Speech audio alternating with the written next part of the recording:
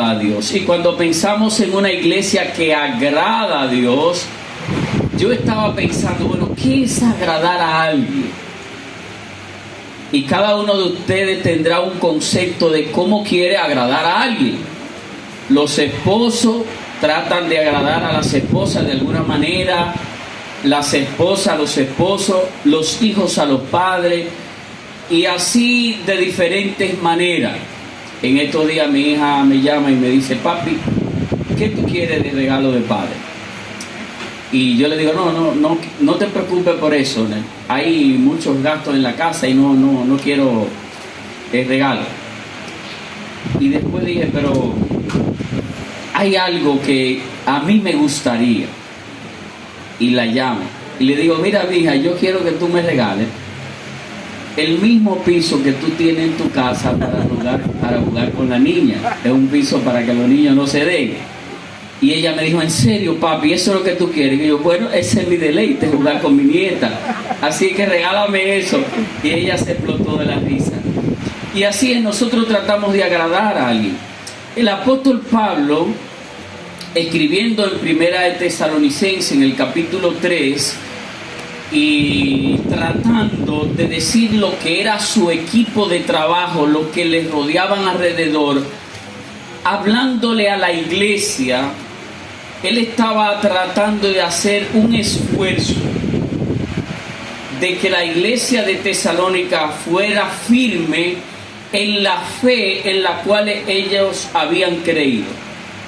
El hermano Dionisio en esta mañana narraba acerca de cómo la iglesia ha ido por paso y se ha ido formando este grupo de hermanos que están aquí.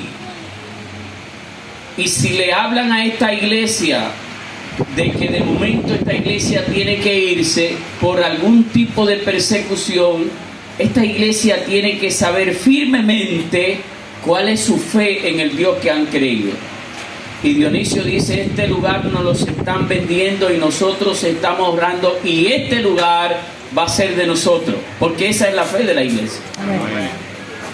Y el apóstol Pablo, hablando acerca de cómo estaba siendo persiguiendo la iglesia, estaba tratando de que ellos estuvieran firmes por lo que estaba pasando por ellos, para que ellos no se inquietaran en las tribulaciones que estaba pasando el apóstol Pablo y el equipo de trabajo. Posiblemente ellos podían llegar a quebrantar su fe por lo que le estaba pasando a Pablo, posiblemente preso en aquel momento.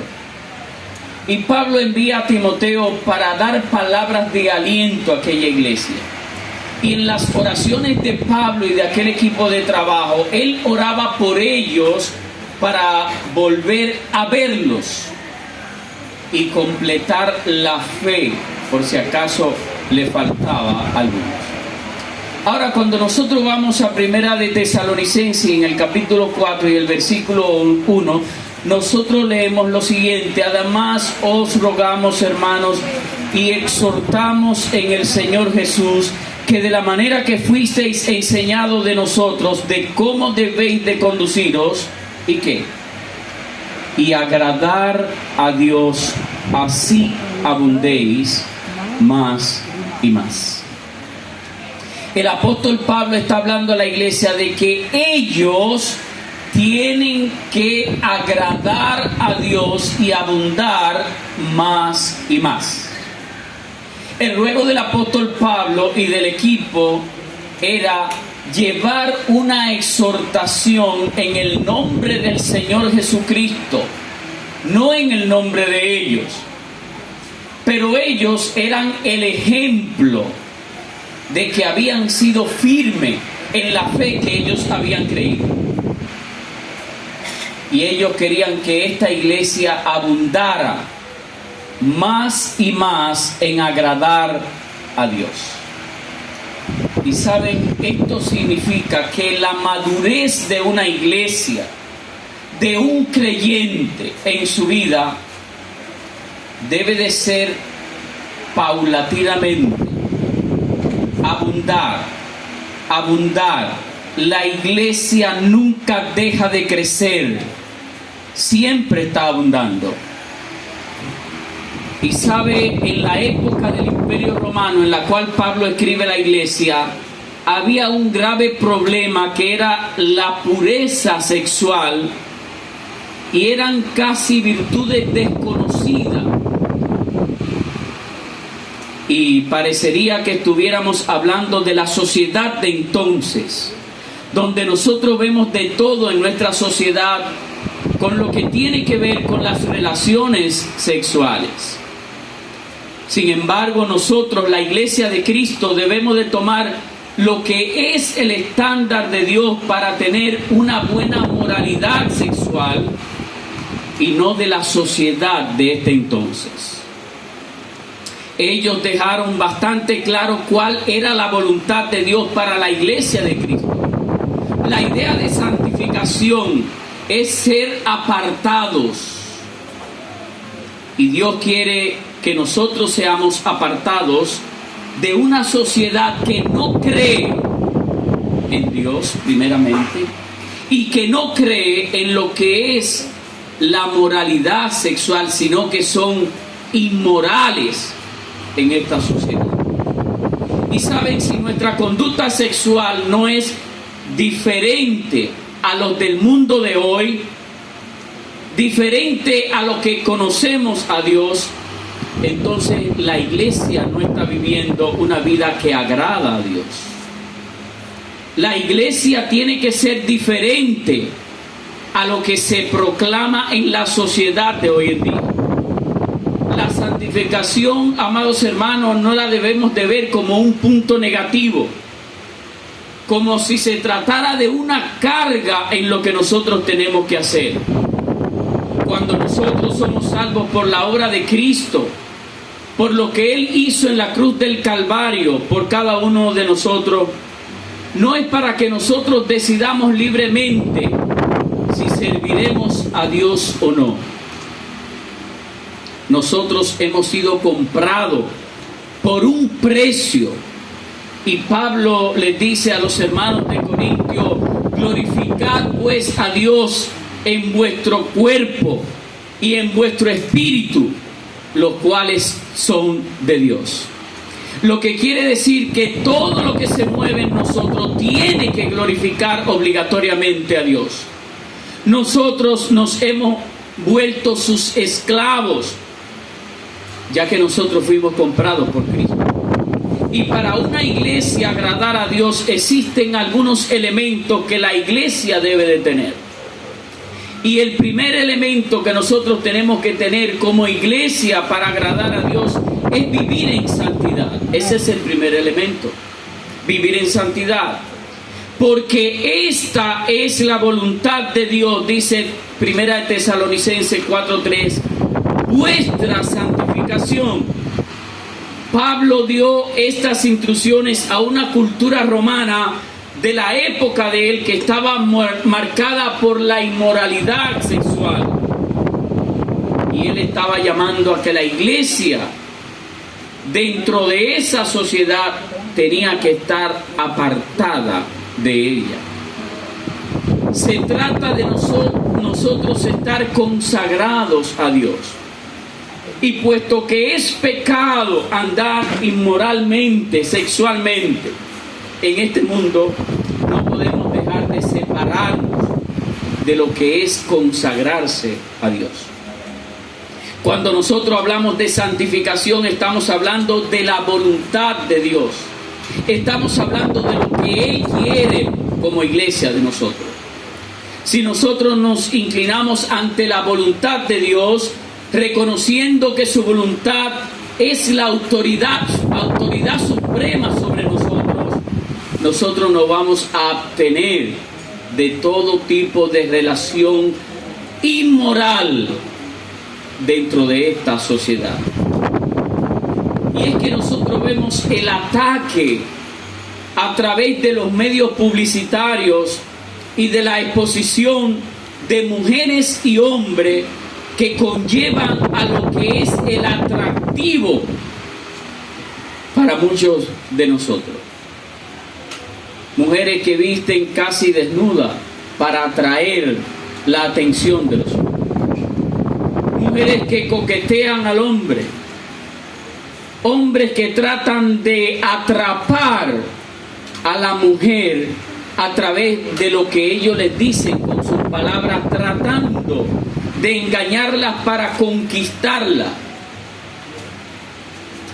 Hace unos días que nosotros vimos en esta sociedad acerca de una niña que se había perdido y le estaban buscando, y cuando empezaron a buscar en los teléfonos encontraron la realidad de esta sociedad. Un hombre que estaba conquistando a una niña de 12 años, tratando de sacarla de donde ella está. ¿Con qué? Con palabras persuasivas, pero para sacarla hablándole de sexualidad. ¿Y esto a qué la conllevó? A la posible realidad de que no quería, y al final terminó muriendo.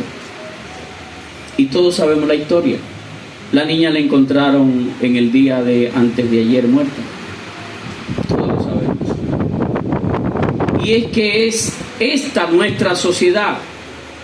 El hogar ha sido decretado y exaltado por Cristo, porque en el hogar nosotros enseñamos a nuestros hijos a cómo deben de conducirse. Y la iglesia que agrada a Dios debe de ser todavía la custodia, no solamente de la persona individual, sino de la familia que visita a la iglesia, del ideal que Dios tiene para todos los hombres. Porque lo que Dios demanda no tan solamente lo demanda para la iglesia, sino también para todo el hombre que habita en esta tierra, porque Él es su creador. Amén. Él revela su poder y Él es suficiente defendiendo lo que es proteger nuestra santidad en la iglesia. En segundo lugar, una iglesia que agrada a Dios no agravia a sus hermanos por consecuencia de no vivir en santidad. No lo hiere. En primera de Tesalonicenses 4:6 dice que ninguno agravie ni tome ventaja sobre su hermano en nada. Y es que cuando nosotros quebrantamos el mandato de vivir en santidad o estar separados para Dios, agraviamos y engañamos a otros y lo defraudamos de una manera mucho más grande de lo que nosotros podríamos imaginar. El faltar a la santidad nos lleva a adulterar, a dañar lo puro. Cuando uno adultera la leche, lo que está haciendo es echándole agua, y ya esa leche no tiene los mismos componentes que hacen que nos dé el calcio, la vitamina D. ¿Por qué? Porque la hemos adulterado. Y nosotros muchas veces adulteramos nuestra iglesia cuando tenemos un comportamiento inadecuado. Adulteramos nuestras esposas, nuestros esposos, nuestros hijos, y adulteramos la sociedad porque la hemos dañado. Hermano, nosotros debemos de tener mucho cuidado con ofender a la iglesia de Cristo. En tercer lugar, una iglesia que agrada a Dios abunda en lo que es el amor fraternal. Y yo de verdad que ahorita me reía porque la hermana decía, el pastor me decía, tienes que quedarte allá atrás y saludar a todos los hermanos. Y ella decía, hoy me he gozado. ¿Por qué? Porque hay amor fraternal, amados hermanos. Porque nosotros tenemos que vivir lo que es la pasión de Cristo, que nosotros estemos juntos, unidos en amor, porque Dios nos amó a nosotros, hermanos. Él nos ha llamado en amor. Dice Tesalonicenses en el primer libro, en el versículo 9, que es donde estamos, el capítulo 4, pero acerca del amor fraternal no tenéis necesidad de que os escriba. Oigan bien, esta era una iglesia que tenía amor fraternal. Sin embargo, ¿saben lo que hace Pablo? Les ruega. Él les dice, pero os rogamos, hermanos, que abundéis en ello más y más. Y vuelve a decirle, hermano, miren, esto está bien, pero ustedes tienen que abundar más y más. Porque la iglesia tiene que vivir creciendo, creciendo y creciendo. El apóstol Pedro hace un análisis para que nosotros valoremos por qué el Señor demanda de nosotros el amor fraterno. Y vamos a leer en 1 de Pedro capítulo 1 y el versículo 18. Y este versículo lo usó nuestro hermano Mauri esta mañana cuando estábamos en la meditación. 1 de Pedro capítulo 1 versículo 18. Y Pedro le dice a la iglesia, haciendo un análisis de nuestra vida, sabiendo que fuisteis redimidos de vuestra vana manera de vivir. Él le está diciendo, miren, ustedes andaban en una vida que era de pecado, en una vida que era vana. ¿Por qué? Porque no era segura, no era cierta, no era firme. Y él le dice, la cual recibisteis por tradición de vuestros padres, no con cosas corruptibles como oro o plata, sino con la sangre preciosa de Cristo. Él le está diciendo, ustedes fueron rescatados, redimidos por la persona de Cristo. Derramó su preciosa sangre. Dice, como un cordero sin mancha y sin contaminación, ya preordenado desde antes de la fundación del mundo, pero manifestado en los postreros tiempos por amor a vosotros. Lo que él está diciendo es, el Señor entregó su vida por cada uno de nosotros y nos trajo hasta aquí rescatado, sacándonos de aquella vida. Y si hay algún amigo aquí en esta mañana, déjeme decirle que Dios puede hacer con usted lo mismo. Le puede sacar de esa vida en la que usted está perdido en el mundo y traerlo aquí a esta iglesia que ama al Señor, que adora al Señor, pero por amor a usted, porque nosotros le amamos a usted. Porque el Señor nos amó primero. Y sigue diciendo Pedro en el versículo 21, quienes por él creéis en Dios, el cual le resucitó de los muertos y le ha dado gloria, para que vuestra fe y esperanza sean en Dios, habiendo purificado vuestras almas en la obediencia de la verdad mediante el Espíritu. Un ejercicio de lo que es nuestra purificación viene por la obediencia a la palabra de Dios. Y el Espíritu Santo hace lo que es la inclusión. ¿Para qué? Para redarguirnos de nuestros pecados, para corregirnos de nuestros pecados, para que nosotros podamos andar en Él. Porque eso es lo que hace Dios. Y no es que cuando nosotros creímos, inmediatamente creímos, fuimos santos. Sí, fuimos santos porque fuimos apartados de Dios, pero hay un proceso de la santidad que es la santidad progresiva. En cuando yo conozco a Cristo, pero tengo que vivir una vida en donde yo tengo que ir avanzando e ir cambiando mi vida. No se deja de la noche a la mañana el vicio, pero el Señor hace el trabajo. Luchamos con Él, pero el Señor hace el trabajo. Y saben, nuestra purificación que viene por la obediencia, que hace que nosotros seamos redarguidos, eso ocurre ¿por qué, amados hermanos? Lo que Pedro dice que ocurre es para que el amor fraternal no fingido, oigan bien, para que el amor fraternal no fingido, dice, amaos unos a otros entrañablemente de corazón puro, siendo renacidos no de simiente corruptible, sino de incorruptible, por la palabra de Dios que vive y permanece para siempre. Para eso existe la comunión entre los santos. Nosotros tenemos que vivir como iglesia que fraternalmente vive una vida de comunión, de amor, porque fuimos rescatados no de una simiente corruptible, sino de la persona de Cristo, el cual fue sin pecado. Lo que Pedro está diciendo es que siendo que hemos nacido de nuevo, en nuestra vida práctica, nosotros debemos de vivir una vida en amor fraterno. Y eso hace una iglesia que agrada a Dios. En cuarto lugar, una iglesia que agrada a Dios procura tener quietud. No se envuelve en las atracciones de hoy, se envuelve en la palabra de Dios.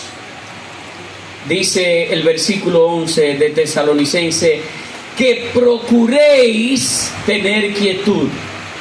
Y tener quietud contradice lo que es la atracción de ahora, en este momento, hacia el entretenimiento que hay en la sociedad, hacia nuestras emociones. Esta adicción al entretenimiento, a lo emocionante, que hace que nos dañe nuestra vida, nuestro agradar a Dios, es lo que nosotros podríamos decir que es la emoción de ahora y de hoy en día. Una religión que se está predicando que de verdad es preocupante. La religión de hoy se basa mucho en lo que es el yo, en lo que es el yo. Solamente yo hago lo que me agrada y lo que yo entiendo. Y voy a esa iglesia si me gusta, si cantan bonito, pero si me dicen la verdad del pecado, no voy, porque es lo que yo pienso. La religión de hoy tiene sacerdotes que atraen a sus hijos y a usted posiblemente.